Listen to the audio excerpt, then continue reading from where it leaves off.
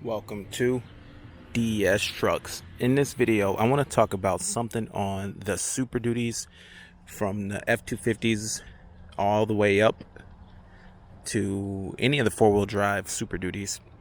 And it's something that you probably overlooked, something I've definitely overlooked. And that pertains to the front end and maintenance on the front end. Now, lately, for the past maybe 10 years or so, these front ends have become pretty much maintenance free, meaning the ball joints don't have grease fittings, and you'd expect to find no grease fittings underneath the front end. But there is one maintenance item and one grease fitting that you don't want to forget about.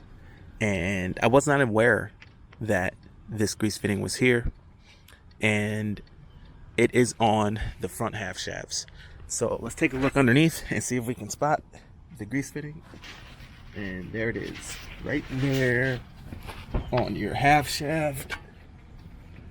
Right there on your half shaft, there is a grease fitting. Now, that is not something you want to forget about or not be aware of. And if you look at the ball joints, sealed for life, no grease fittings, no need to worry about it. But your half shafts, they still require grease. Now, mine have been greased from the dealership when the maintenance was done, but when I decide to do my own maintenance, if I change my own oil at any point, I need to make sure that those get some grease. But anyway, we're gonna go ahead and get started with our day. We're gonna cut some grass. See you guys inside the truck. All right, and in the truck here, and on our way to our first property, and truck's running good, man, as usual.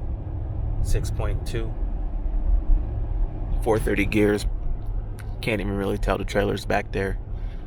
But in today's video, guys, I want to talk about something a little different as we drive to our first location. How many of you guys, if any, are into intermittent fasting? I definitely am. On days that I work, I like to just skip breakfast and roll right into work hungry.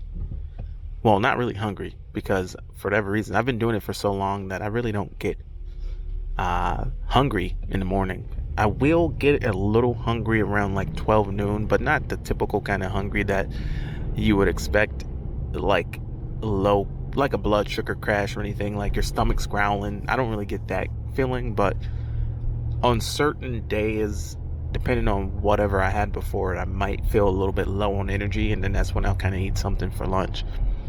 But the last couple days, I haven't even gotten that. So, but I still just eat lunch around like 12. So it's not like no food for the whole day, although sometimes I will do that. But it's been working pretty good. It's really helped eliminate a lot of pain in the body. My shoulders used to hurt real bad. My joints used to be real bad. But, intermittent fasting by itself doesn't really help that. It really does depend on what you do eat when you are eating. That's pretty critical if you want to help your joints.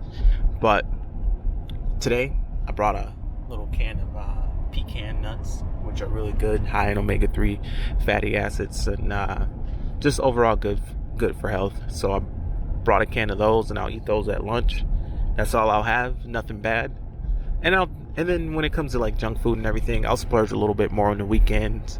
Get a little bit of Licavoli's pizza, which ain't necessarily the healthiest thing, but it's just an Italian pizza place in our area that's really good. But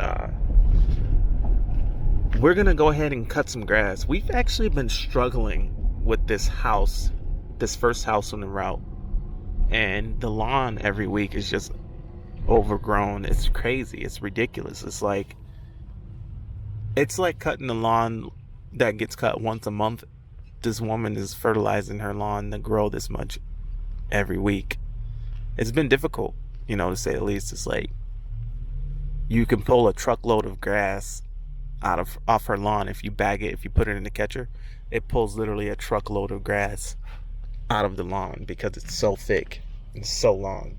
And then I got a little complaint from her the other day that her lawn doesn't look good and all that, and it's being fertilized and watered so much that it's literally dying So I'm gonna show you guys how I'm gonna show you guys that lawn and show you guys a little before and after and see if we can cut it. But it's been hard. It's been so wet. The mower's been like tearing up the lawn because some people just water too much and fertilize too much. So she's been watering it like crazy, and you go to cut it and your mower's sinking and making ruts, and it's tough. It's like you don't want to tell them what to do with their lawn, but you kind of have to when they start blaming you like you've done something to their lawn, like you've caused it to be a certain way. Like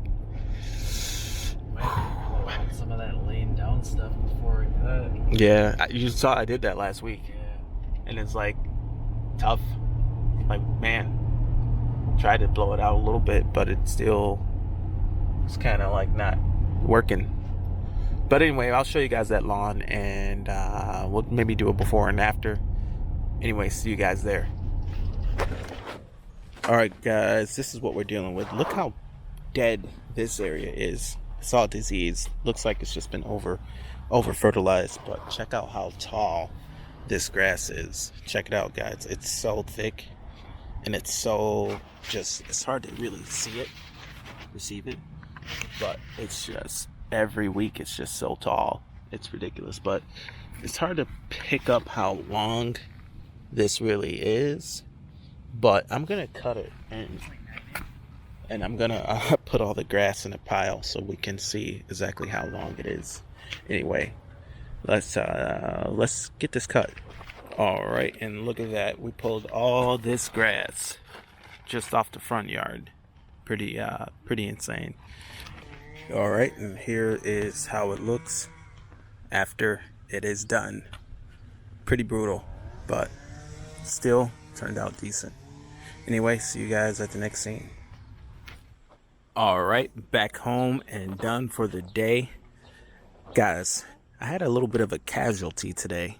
I had a broken window, and I'm not exactly sure what happened. I was cutting the last lawn of the day, and all of a sudden, I get a call.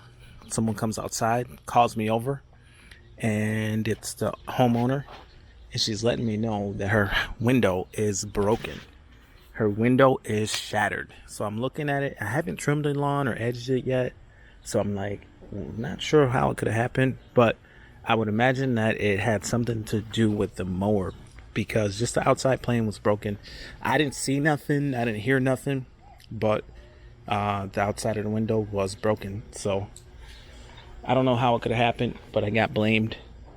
I'm just gonna go ahead and pay for the window to get fixed. I mean, nothing really I can do. Can't really prove that it wasn't me or that it was me, but out of good faith, I'm gonna pay for the window. But let me know if anything like that's ever happened to you. Maybe you have had a lawn service or something like that. This is the second time that's ever happened. The first time my rear window, if you've really been following the channel for a long time, you know that a rear window on a Superduty got broken on the last truck. Not this truck, but the truck that I had before this one. So it could be somehow that happened. I'm not sure, but we'll see. So anyway, hopefully the insurance will just take care of it. If not, I'll just pay out of pocket. I don't know. I don't even know if it's worth an insurance claim or not. It's just a pane of glass, so I'm not sure. But anyway, guys, thanks for watching the video. Have a great day. See you guys tomorrow for another video. Over and out.